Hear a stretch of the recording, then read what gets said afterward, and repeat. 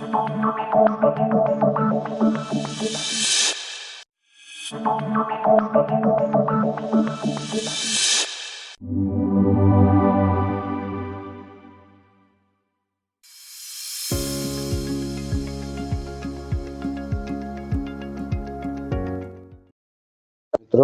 Gujarati film ઉદ્યોગ ગીત સંગીતનું પાસું સફળ બનાવવા માટે અનેક હિન્દી ફિલ્મ જગતના પાર્શ્વ ગાયકોએ પોતાનો કંઠ પાથર્યો છે અને શ્રોતાઓને મંત્રમુગ્ધ કરીને ગીતોને લોકપ્રિય બનાવ્યા છે.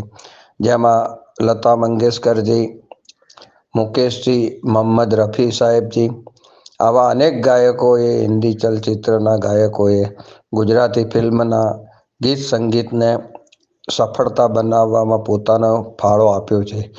24મી ડિસેમ્બર મહાન પાર્શ્વ ગાયક સ્વર્ગસ્થ મોહમ્મદ રફી સાહેબની 101મી પુણ્યતિથિ છે અને આ નિમિત્તે અમદાવાદમાં રહેતા ઉમેશભાઈ મખીજા દ્વારા વર્ષોથી સ્વર્ગસ્થ રફી સાહેબની પુણ્યતિથિ અને જન્મ દિવસે એક સરસ સુંદર મજાનો કાર્યક્રમ રાખીને મોહમ્મદ રફી સાહેબને શ્રદ્ધાંજલિ પાઠવે છે.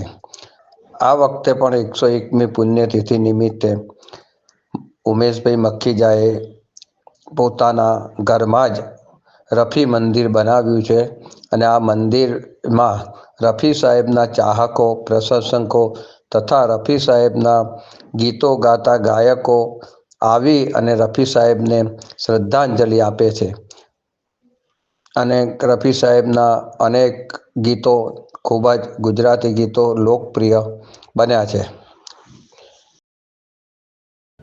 બધાને જય રફી સાહેબ.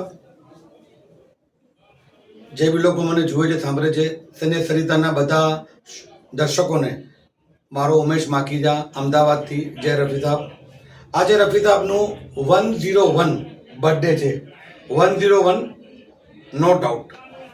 અને હું અમદાવાદથી છું અને સરિતા બી આપણી જે ચેનલ છે ગુજરાતી છે અને રફી સાહેબનો ગુજરાતી ભાષાથી બહુ જૂનો નાતો રહ્યો છે. રફી સાહેબે ગુજરાતીમાં અનેક ગીતો ગાયા છે.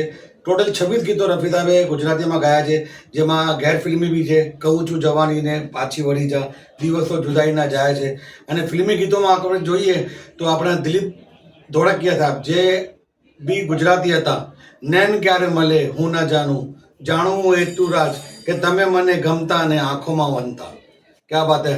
રફી સાહેબનું આજે 101 જે જન્મદિવસ છે એ બધાને ખૂબ ખૂબ મુબારક.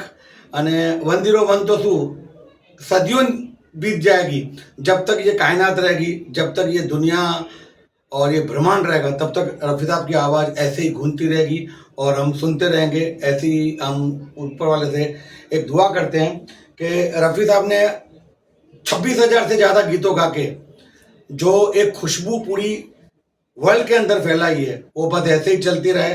हम इनकी खुशबू में सांस लेते रहे, रफी साहब को सुनते रहे. Thank you very much. जय रफी साहब. જય જય ગરવી ગુજરાત.